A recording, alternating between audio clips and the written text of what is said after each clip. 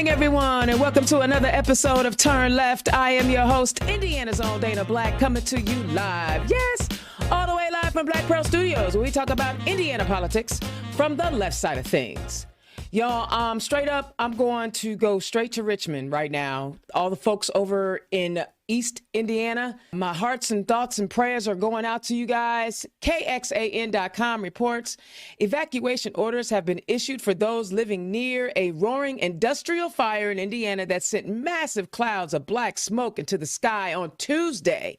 The fire broke out at an industrial site in Richmond near the Ohio border that lately had been used to store plastic and other materials for recycling or resell, Mayor Dave Snow said.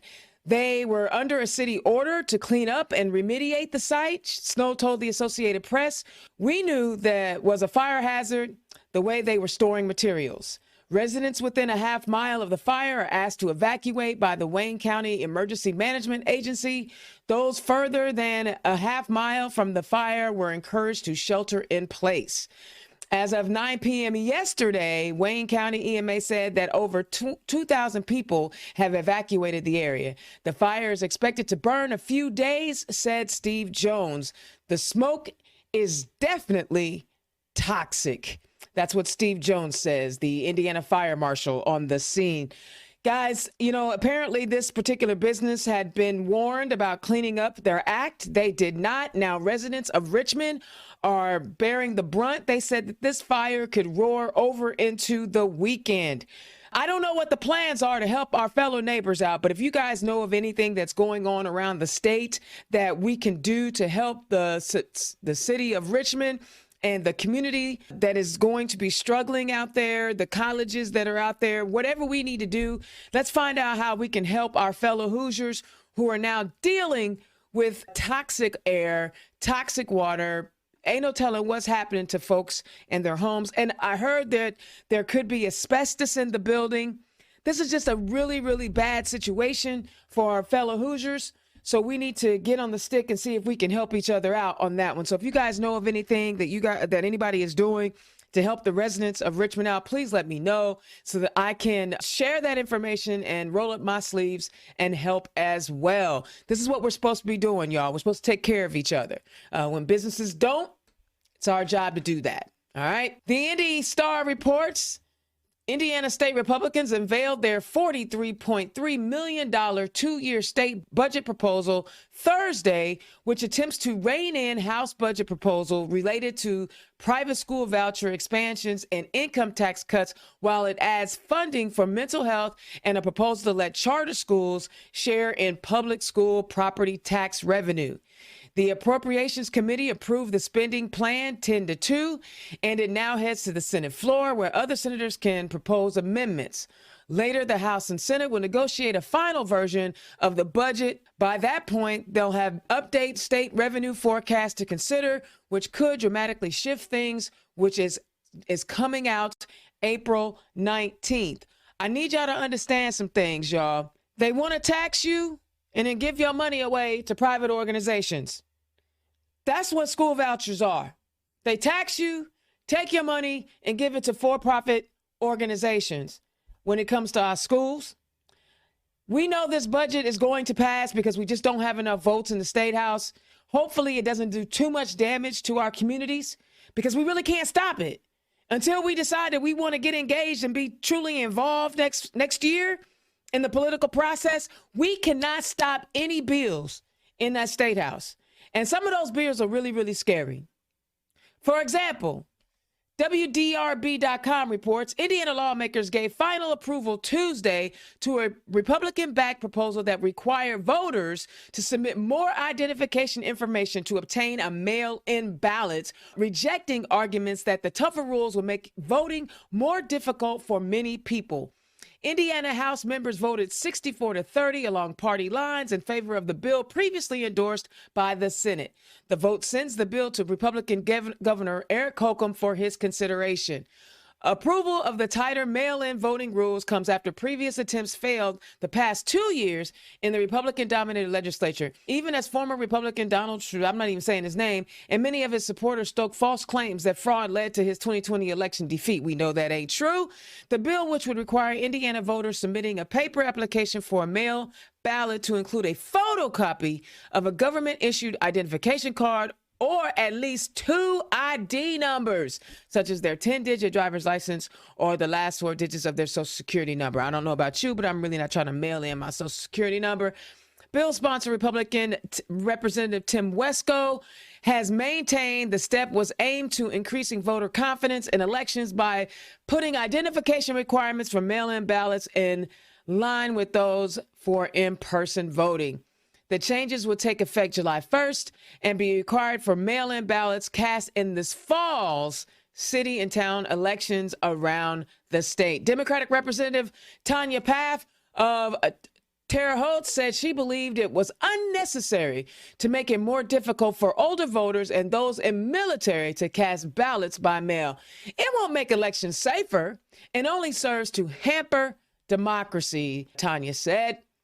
Voting rights groups argue that the stricter ID requirements aren't necessary because the county election workers already must confirm that the person's signature on the application matches their voter registration record.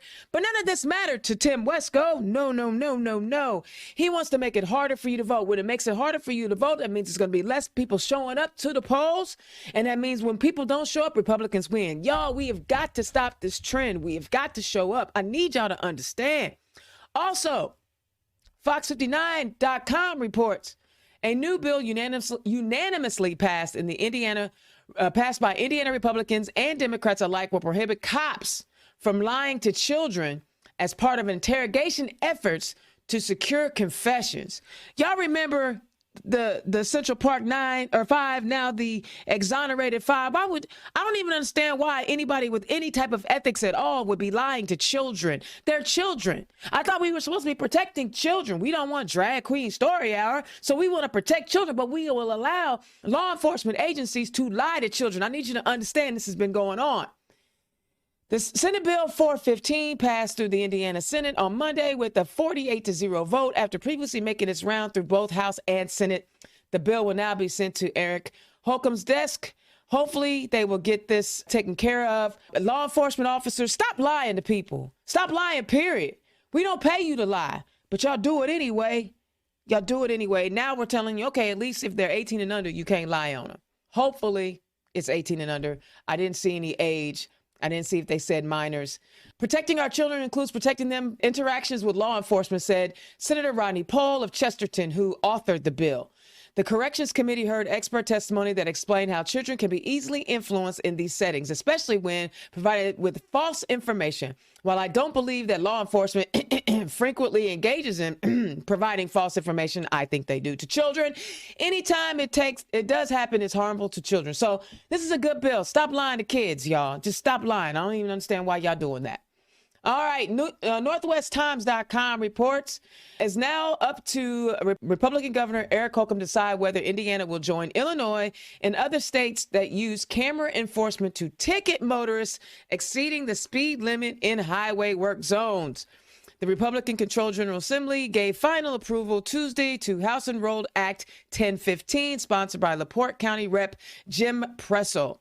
Supporters of the measure claim speed camera enforcement will improve work zone safety, though speeding in work zones would be more tolerated if the proposal becomes law.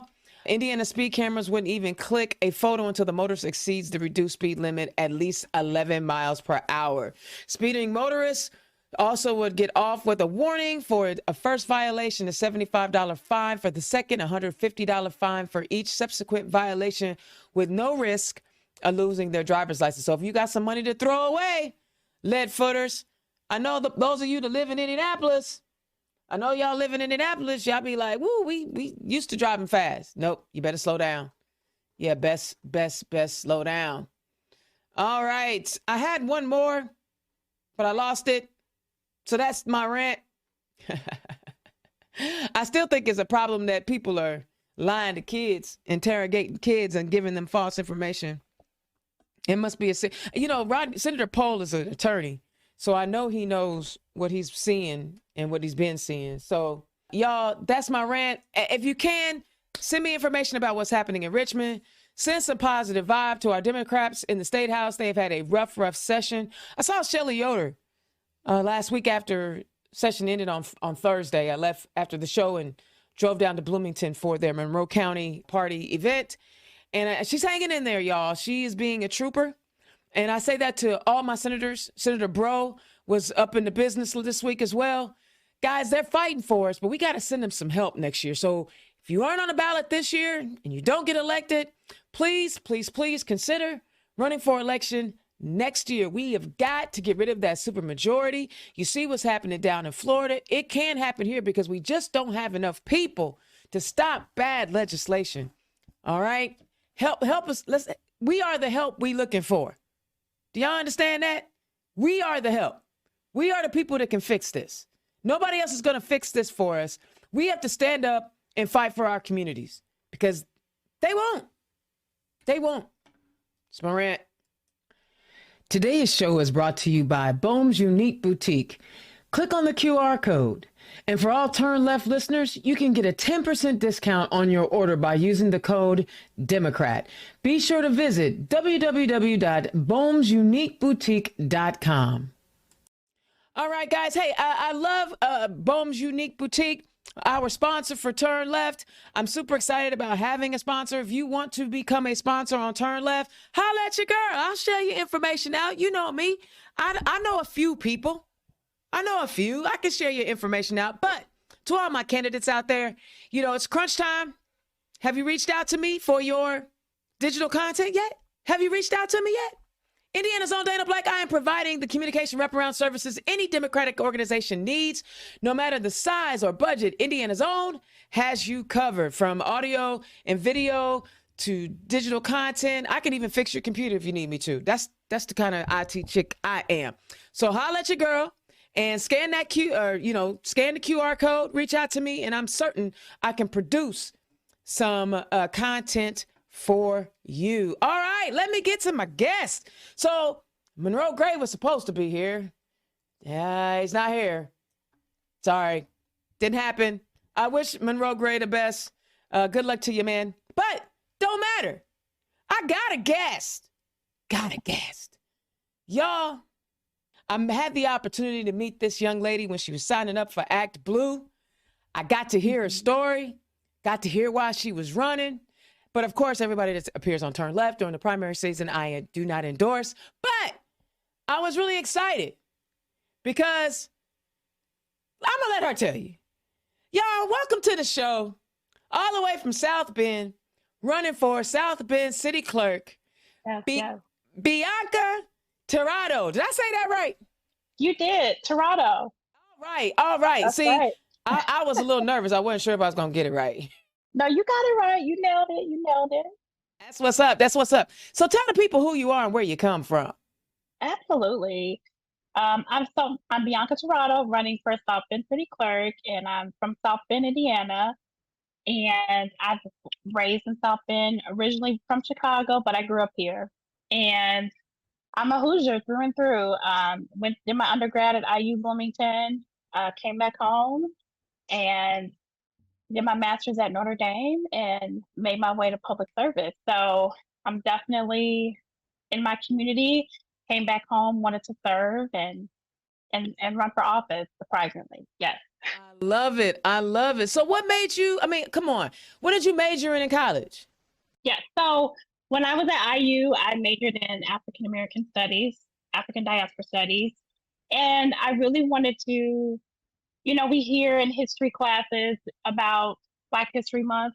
We only hear about our history during Black History Month, and so I wanted my experience at IU Bloomington to be a Black experience, and so I wanted to be able to tell our story and to continue to tell our story and work with our Black families and take that information back to South Bend and work with our community. And so I minored in human development, family studies as well, because I like people and I wanted to work with people, and came back home and worked in higher ed and worked in Africana studies at Notre Dame and really focused on curriculum building on the academia side.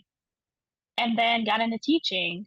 And then a position later on down the road came up for politics for deputy city clerk under previous clerk Karima Fowler.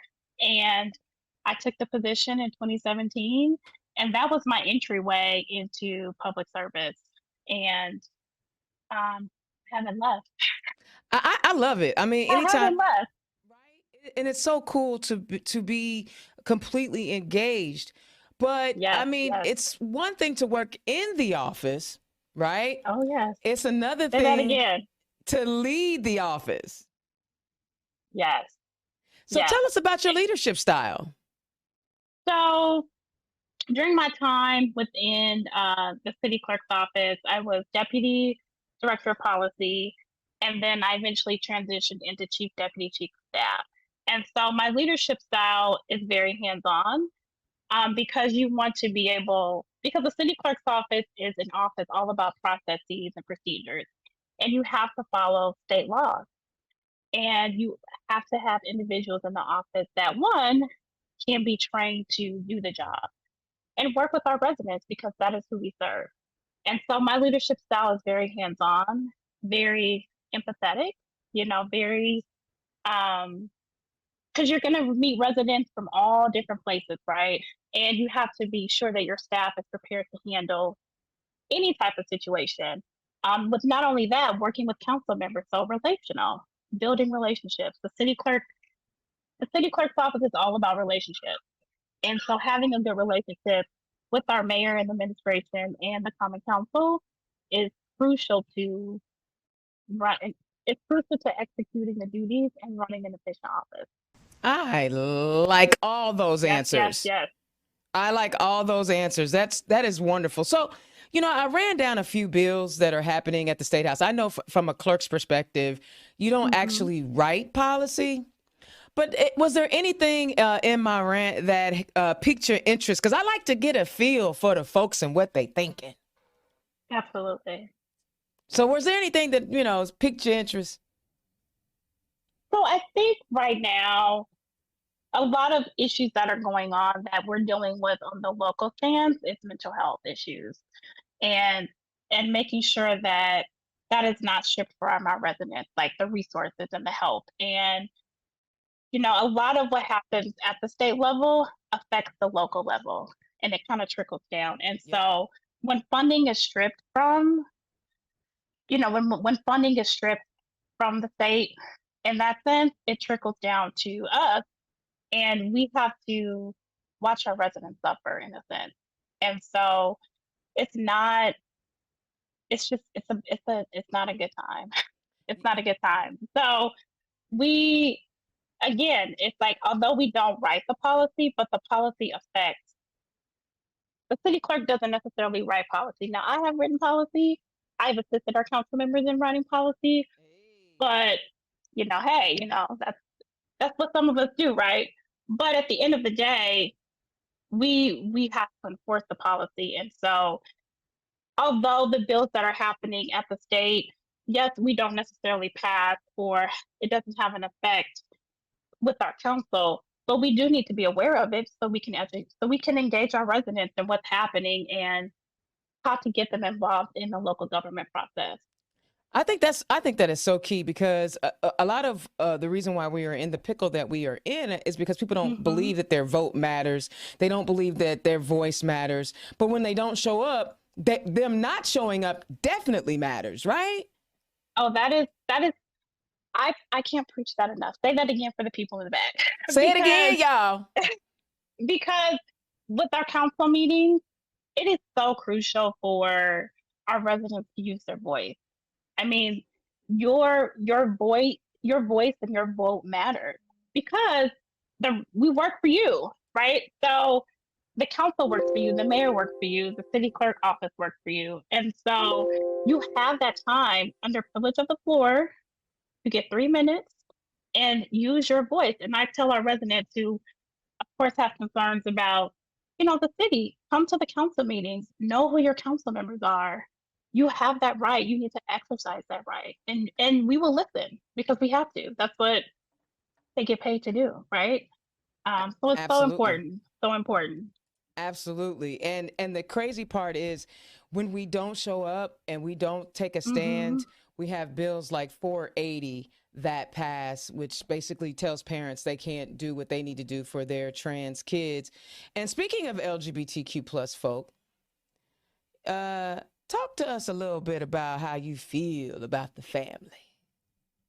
Well, my wife and I have been together for 11 years, and we just got married Hey, last year in October. And, we are, this bill definitely affects our community because no one should be able to tell you what to do with your child. say it again. And so the fact that, again, we're running into a situation where, our bodies are being controlled and what have you, it's just not right. So how do we exercise our voice and protect our voice at the state house again? So Pam and I are very much a part of the LGBT community, and we believe in our rights, and we want to advocate for our families that cannot. You know, if you were to win the selection and become the South Bend City Clerk, if you were to win and become the South Bend City Clerk, you would be only the second Black LGBTQ plus woman in elected office in the entire state. Wow. Nicole Bolden, the Honorable Nicole Yes. Bolden, my Shout out girlfriend, to Nicole. my City Clerk girlfriend, Nicole. is the only one. She wants some company, but I stay neutral. Stay neutral. I just think that representation matters. We talk about that all the time when we're talking about the Black community and the Latino community, but it is the same thing with the rainbow community. We have to be in Absolutely. positions of decision making for us to impact our community, as well as being the activist industry. We got to take that street activism and turn that into policy making. So I am excited. What did it make you nervous at all? Because I know Nicole. Nicole just don't care, right? So I got to ask you stuff that she won't answer. What were you nervous at all about being an out candidate? I was not. I mean, the one thing about me is that I am very confident and comfortable in my skin. And when when I decided to come out to my family, I said that I wasn't going to hide it, and I wasn't going to hide it in any aspect of my life. And so, and that was a deal breaker for Pam as well. We were like, we're going to be out, we're going to be proud of who we are, and we're not going to let people's opinions affect what we do. We're going to do us, and we're going to do it well, and we're going to represent our community. And so, Pam and I, we are a force to be reckoned with, and we, it's even in the Black community, we are very much, we are seen, we are proud of who we are, and you can't let nobody else tell your story and tell you what you're gonna do and what you're not gonna do. See, So with that, we are out here, we are supportive of our family, and especially our LGBTQ family, and we advocate. That's who we are. I love it. And I love the aspect of having, again, more elected queer folk in Yeah. office. Make sure you apply for that Indiana Stonewall endorsement. Make sure you put your Right. application in when that opens up, because you'll definitely want to get that kind of help from our LGBTQ plus community. All right, let's talk about some things that are going on in the South Bend area. What's Yeah. happening up there? What's people up in arms about? What's going on? Talk to your girl. So we have a big election coming up, and I'm the I'm a new candidate on the ballot, and it is my first time running. And so what was very inspiring for me to run in this election was being a part of Who's Your Woman Forward. And Hey, HWA. yes, class two, right? Yes. And I didn't necessarily believe during the process of who you're running for when they said it'll take a woman 11 to 15 times to be asked to run. And I was like, I'm a behind the scenes person. I'm a behind the scenes person. Mm-hmm. And it took that long for me to realize that I have the experience, I've been doing the job, and I'm going to run. And it is very different being on the other side, I will say. But I have so much support from our local officials. I've been endorsed by majority of the council and by our mayor, who has just stood behind me and supported me, and I'm so appreciative of that. But this is a very big election because, as we saw in the county, it turned red, and so that has, that's never really happened. And we are fighting here for to stay a blue city, and you know, we're doing the work and we're working hard, but we need to win this primary. That's Absolutely. what Well, we need. I know that you're putting the work in, because this is a unique situation, and I'm going to talk about it. I usually, try to keep everything because I love all my Democrats. That's why I don't endorse anybody in the primary. Yes, But this is unique. You have two black women running for the seat, yes, and I know that y'all right now are running against each other.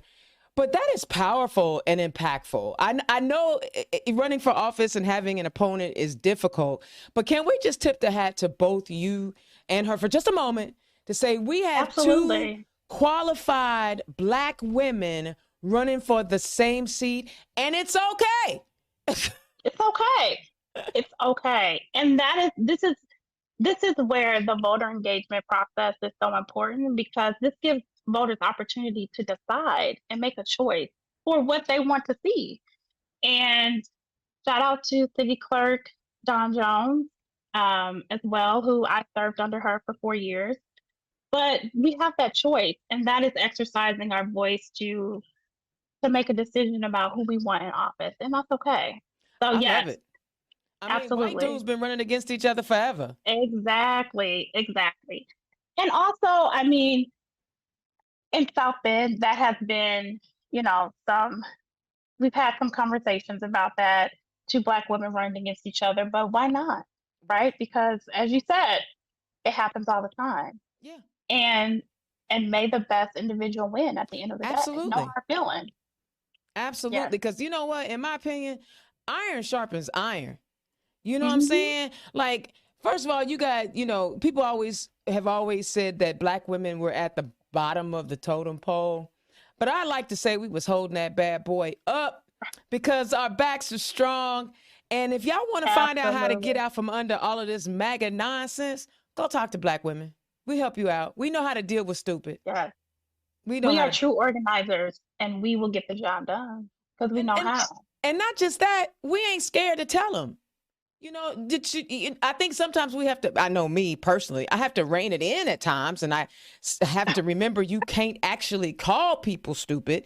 But I mean, I just think there's something spectacular about being a black woman and having the ability to see what we've been through, and knowing that we can be the guiding light to those that have never experienced what we've experienced and how to come through it. So we have an extra added advantage, and South Bend is super duper lucky to have two amazing black women running for that office. And that's all I'm gonna say about her, because this is your show. So It's exciting. It's exciting. I'm proud to be a black woman on the ballot. And I think that it's so important to have representation in local government, because even though people think that it's local government and it doesn't matter, it does, because it's the most meaningful impact to our residents. And residents can be so much a part of the process than anywhere else. And I'm proud. I'm proud to be I on the love it. ballot. Well, you should be proud because you out here doing the thing. So tell us, Indiana's own Dana Black. Yes, I'm talking to South Bend, a candidate for city clerk, Bianca Tirado. I'm telling you, she's a Rainbow Warrior. Welcoming her to the Rainbow Warrior team. Yes, And yes, yes. we at Stonewall, we finna come get you. Just know, no matter Collect what me, happens please. in the election, your Yes. work ain't over. It's not. It's never over. We It's never coming for over. you.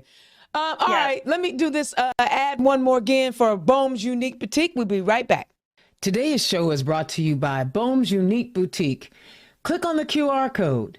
And for all Turn Left listeners, you can get a 10% discount on your order by using the code Democrat. Be sure to visit www.bohmsuniqueboutique.com. All right, all right. Okay, so talk about what the clerk's role is for the listeners who don't know, so that they get an idea that you understand what the office is and what it's supposed to do. Absolutely. So the city clerk is the administrative arm to the Common Council, and we have 9 council members.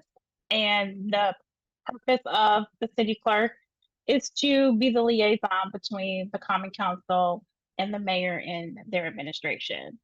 Along with that is just being a first stop for the residents, serving our residents by making policy transparent.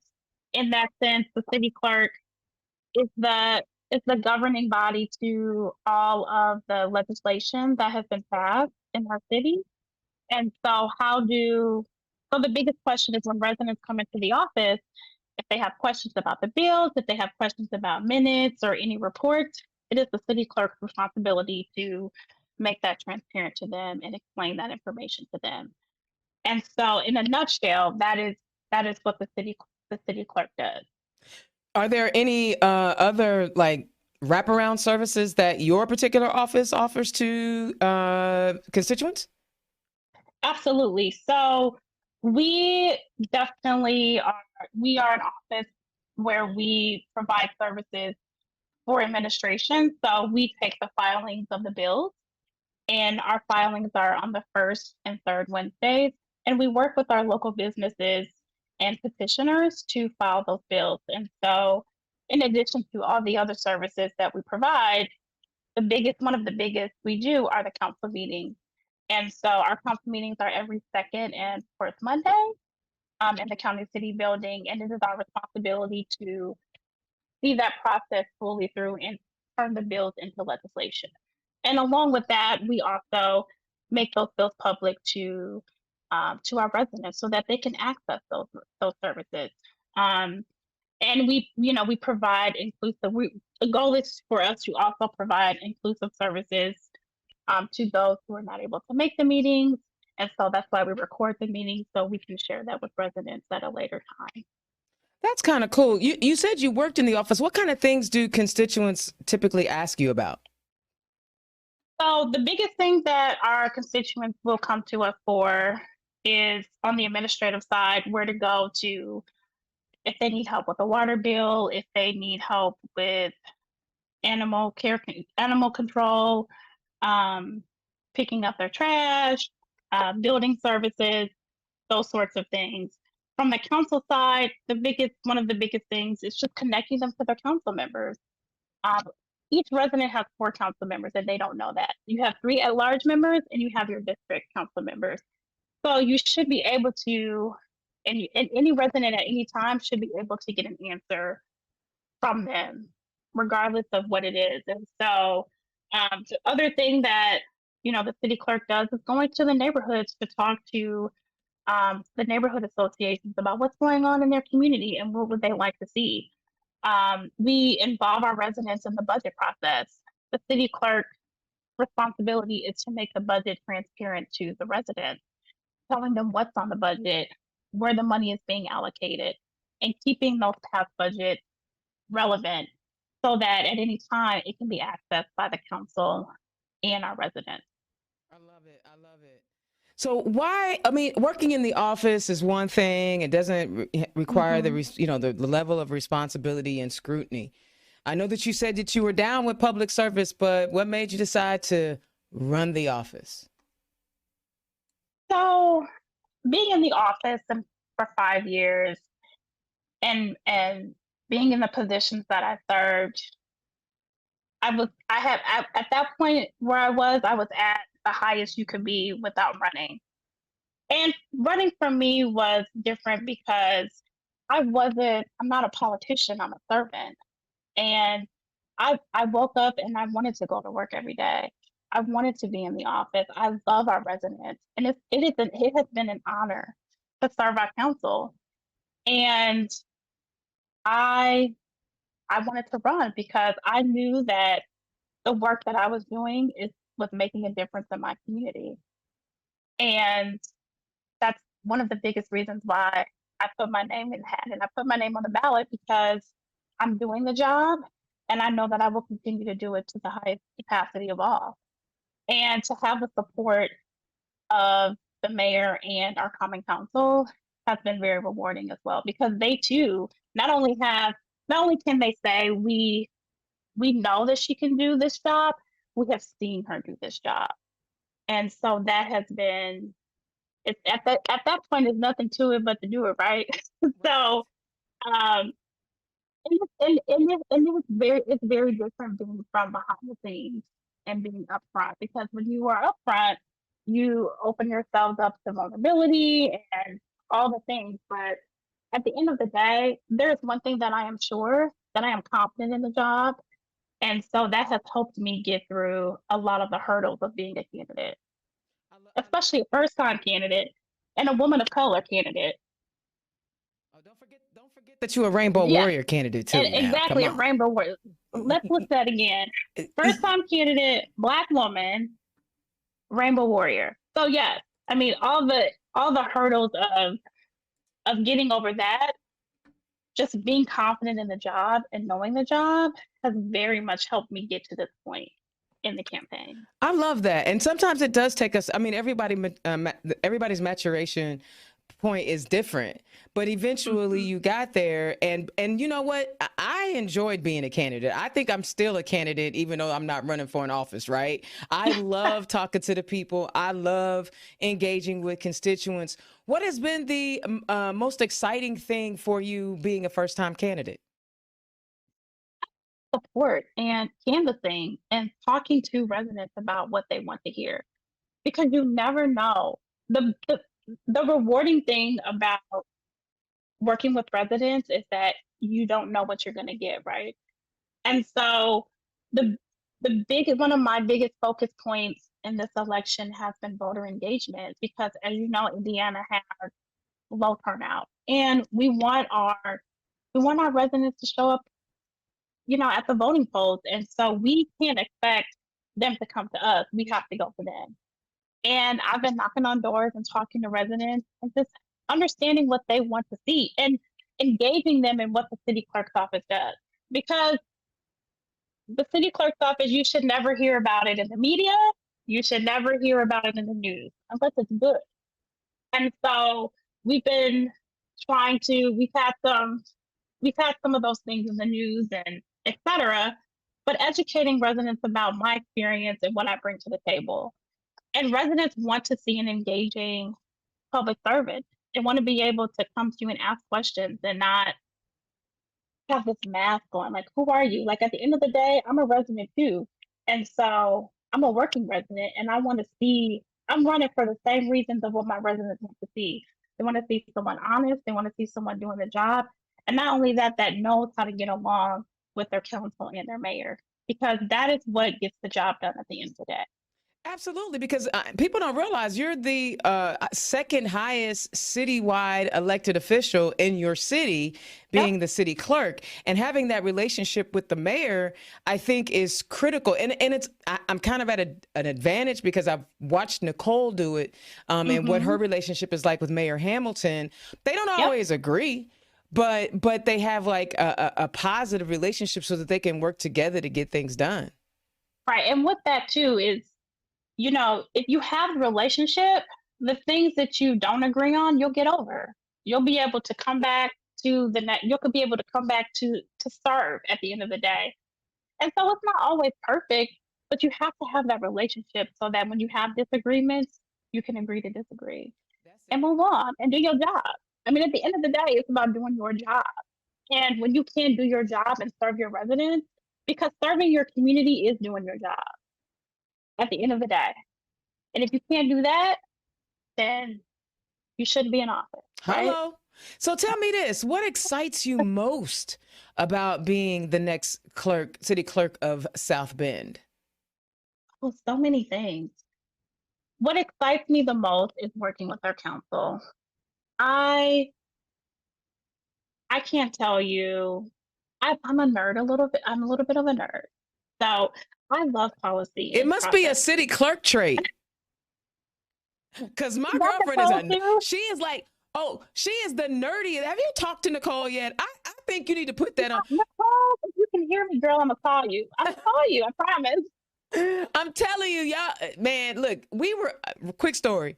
We were on vacation and we pretty much hung out every day on the beach, right? Mm-hmm. We go get ready to go home, and she says, I was able to finish 5 books. And I'm like, I was laying next to you in the beach chair. When did you read 5 books? Asleep and she was reading or working or one of the two. That's me. That's me. Like Pam will be like, I'm turning my phone don't even exist. I don't even have a cell phone. Like that's her thing. When she go on vacation, she don't have a cell phone. Me, I'm like, well, I might have to do this, or I'm gonna write this, or I'm gonna talk about this. So yeah, I know. I love policy and procedure. I love a good process, let me tell you. And I am excited to serve our residents and go into our neighborhoods and talk to them and help them understand like how they can use their voice to advocate for themselves, advocate for their neighborhoods. We all want good neighborhoods. We want trees and we want all these great things in our neighborhoods, but how can I help you advocate for that? How can I help you advocate for what you need to see so that your quality of life is good? And so I'm just excited to really work with our administration and our council to push policy to better our city. That's what I'm excited about. I love it. I love it. I might love policy more than council does. I don't know. Uh-oh. She's I a hope they're wonk, listening. y'all. She's a wonk. Watch out. She'll mess around and be coming for your seat. If you ain't careful, she'll wonk. Right. No. I Yeah. love it. And I think the thing is that a lot of people don't realize how policy impacts our lives and everything we do. Everything we do, which is why it's so important for us to be able to engage our residents in the legislative process, because it's for them. And every bill that's passed affects any kind of way. Any bill that's passed affects our city. Yeah. Yeah, and people think it don't, like I said, back to the original statement, people think it doesn't matter, but it matters more than anything. So you've been working in the office, so I'm assuming you've been in the office, what, about 8 years now? 2017. Oh, did I miss that? You said that earlier, didn't you? I did, yeah, 2017. How did I miss that? My bad. Because I'm trying to be the engineer, the producer, and the interviewer. You got your thing going on, right? You got your thing going on. I get it. But I learned very fast. I learned very fast in the office. I had when I came in 2017, council and previous clerk, Karima Fowler, took me under their wings and really mentored me and was like, if you want to succeed in this office, if you want to be here and make a career out of this is what you need to do. And you need to listen. And the mentorship they just poured into me, and this is why I'm here today. I love Karima Fowler, and I think she's amazing, and I still miss seeing her around the state. But I think that's the story you just shared is about what we need to be doing for each other. She left the ladder down, right? Yes, what you absolutely. didn't know, she mentored you into knowing. And I think a lot of times folks want to hang on to their little perceived power so bad, they don't realize that it's not really power. And what you should do is share it so that, when you get more people involved, it really is power. Exactly. So reaching out to the next person to offer them some support and show them how to navigate is beautiful. Thank you for sharing that story about what Karima did. So yes. I thank her all the time. She's like, oh, Bianca. I'm like, no, I really appreciate what she has done for me, because if it wasn't for her and her mentorship in office, yeah. So that's what's up. She's one of the reasons why we're here. Yep. I love it. That is so what's up. Okay, so you've been in that office a long time. We talked about what you're excited about. We talked about what your leadership style is like. But what are the things that you want to work on? Because you got to move everything forward. You can't keep it stagnant. It's got to move forward. So what are some of the things that you want to work on once you are elected?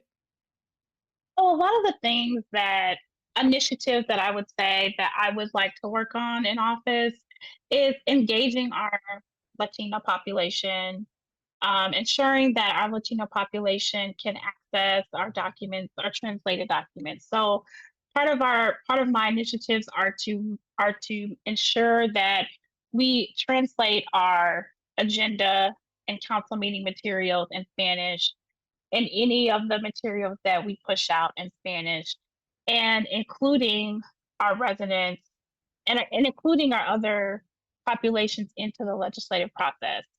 And so, and by engaging them, so that would make for us to go into the neighborhood. So, attending our neighborhood meetings, the districts are all about neighborhoods and how to improve them. And if our residents don't have the access to come to us, then I need to take my council members into their districts and really get them to, listen to their residents about what's needed and work together. And that's what it's about, working together. So the key for me is building those relationships with residents and getting them to understand that this office works for you. I love it. I love it. Are there And any? also moving with the times. I'm sorry, moving with the Oh, times is really improving our technology and ensuring that regardless of where you are or where you live, that you can access council meetings so that you can exercise your voice. so I don't know. I don't know about y'all. And again, I have to reference, what I know. In Bloomington, sometimes they be having them marathon meetings. Do y'all be having marathon council meetings that up in South Bend? Very rare for us. So on Dingus Day, I will say on Dingus Day, our meeting was an hour, less than an hour, It's because it was Dingus Day. which rarely happens. But a normal council meeting for us is between 2 and 2.5 hours. That's The good. longest council meeting has been until midnight. I think I sat in one until like 2 a.m. Woo! And that's when I was director of policy. And I had to be in the office at 8 a.m. to push it to finish up the flat file. So, I mean, they can be some lengthy meetings. But see, I asked that question because you mentioned that you are trying to make those meetings accessible to people. If they can't Mhm. stay up to midnight, those meeting minutes got to be tight. Those ordinances got to be Yes. signed. I know you probably Mhm. don't manage the streaming part of it, but We um, do. We do. So the office currently manages the streaming piece of it. what? They Yes. gave it to Yes. the clerk's office? So the current city clerk has a software that manages the online version of that, and so they're recorded. So again, so that too, if you're not able to come to the meeting, you can view the meeting, and if you have questions, you can still submit those questions to the council.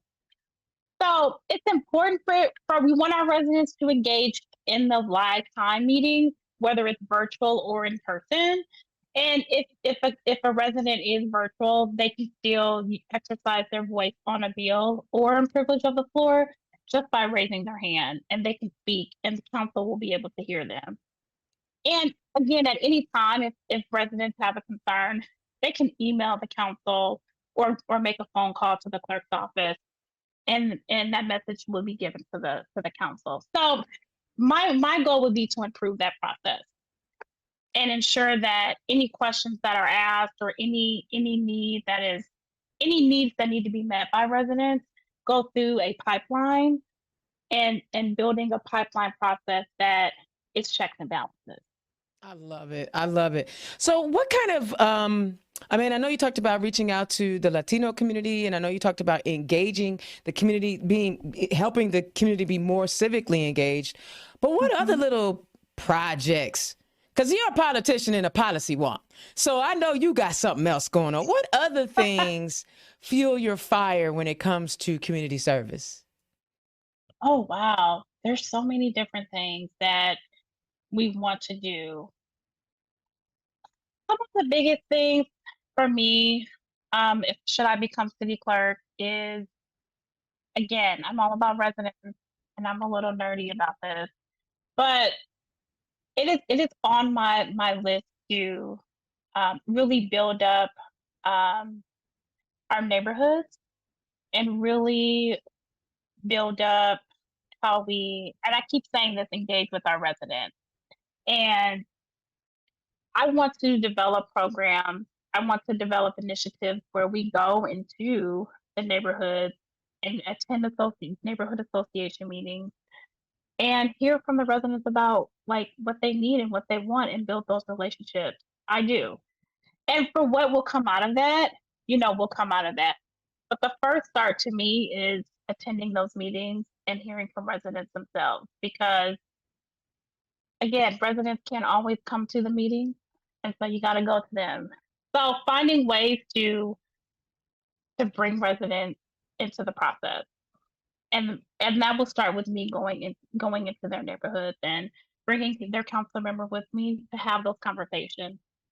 For me, like in general, I'm very passionate about LGBTQ advocacy, and so yes, working with although our LGBTQ center is bipartisan, but finding ways to involve our LGBTQ center in the community and really providing that access and allowing, because we get calls, the city clerk's office gets calls all the time about everything.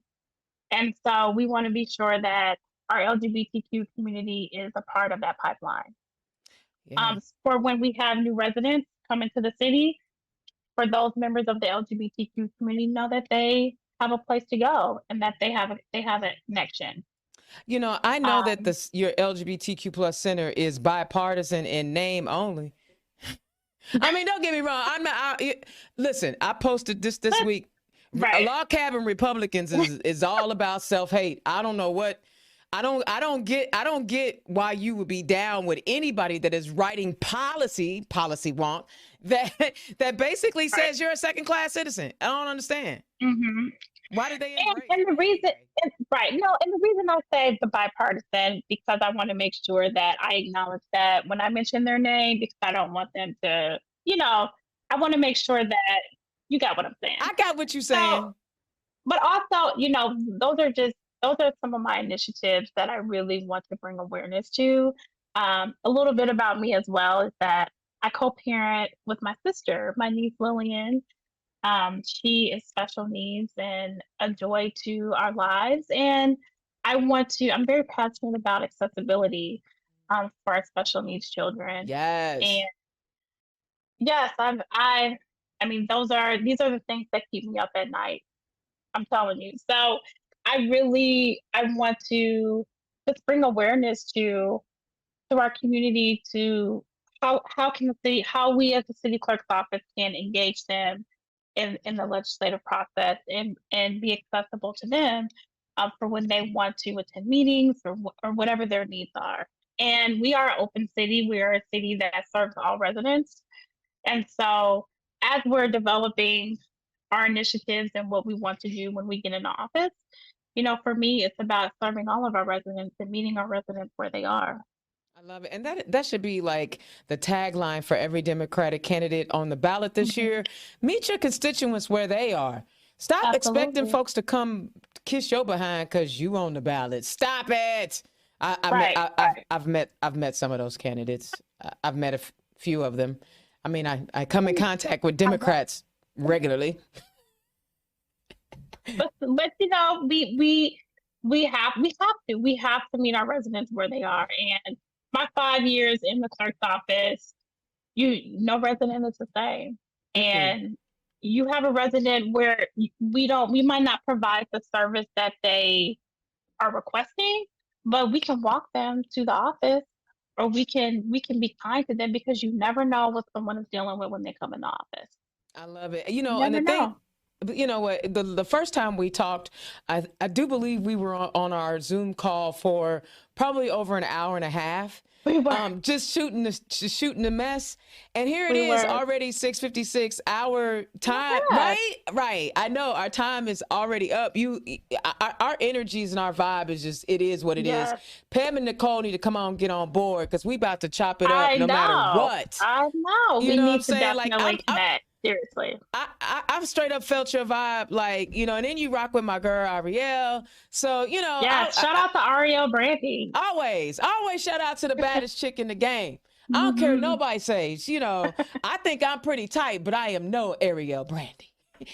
I am no Ariel Brandy. She has been a huge help to the campaign and for me as a first time candidate. So what's I up, love it. Ariel? All right. I love it. All right. So tell the people where they can find you. Absolutely. So please check out my website, biancatorado.com. You can check me out on Facebook and IG, Torado for SB City Clerk. I love it. And do you have any fundraising events that will be coming up? We are all about canvassing right now. We don't have any fundraising events coming up, but you never know what could happen between now and the primary. But please donate to us on ActBlue. Diana, you shared our link, so please, you know, hey, this takes money and support, and we need that.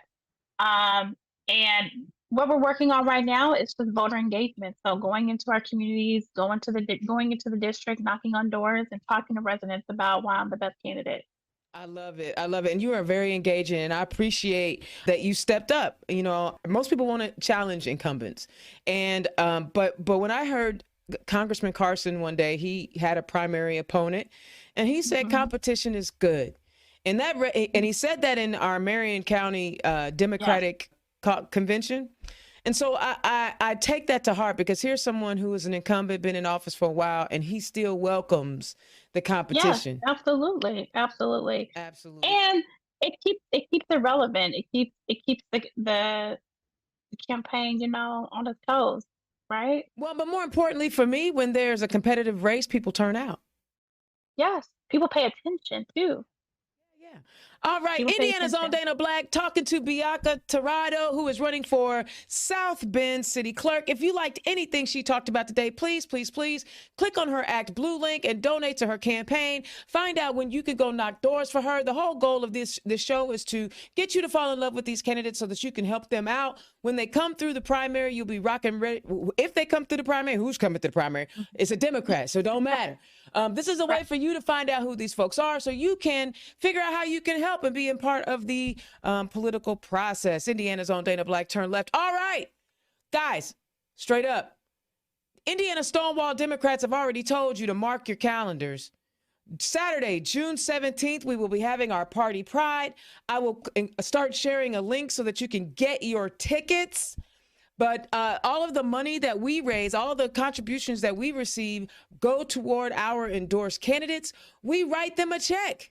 We don't have any administrative fees. We're all volunteers in this game. We're not getting paid. But what we do is we raise money for candidates so we can stop things like SB 480 from getting through the State House if we get the right kind of folks elected. And our endorsed candidates are either LGBTQ plus candidates or our allies. We cannot do anything without a good ally. So I need y'all to understand that we do also support our allies. And before I hang up tonight, y'all, big up to my girl, Zanae Brooks, who is now the new Indiana Democratic Party Executive Director. I was saving that to the end.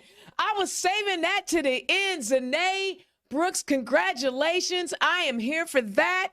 I'm putting the word out. Whatever she needs from me, she gets. Oh, my God. Let me tell you something. Meeting her while she was campaigning, she had never ran before. She ran for a statewide office. She traveled the state and she saw what our party needed and how we can be better. She didn't, she could have, look, she ain't stressing. She got a whole man who's a minister. She's a first lady at a church. She works at Cummins. She didn't need this. She wants this. She wants to serve us, and she wants to lead our party into the future. Congratulations, Mike Shmuel, on making an amazing pick. Another one of your South Bend homies. Zanae Brooks is that woman, and I am super duper excited that she's going to be the executive director of our party. Y'all, get ready. Get ready. We about to have a funky good time. All right, Indiana's own Dana Black, turn left. I will holler at y'all next week. Peace. Turn Left is the property of Black Pearl IT Solutions. Executive producer, Indiana's own Dana Black. Music by www.bensound.com.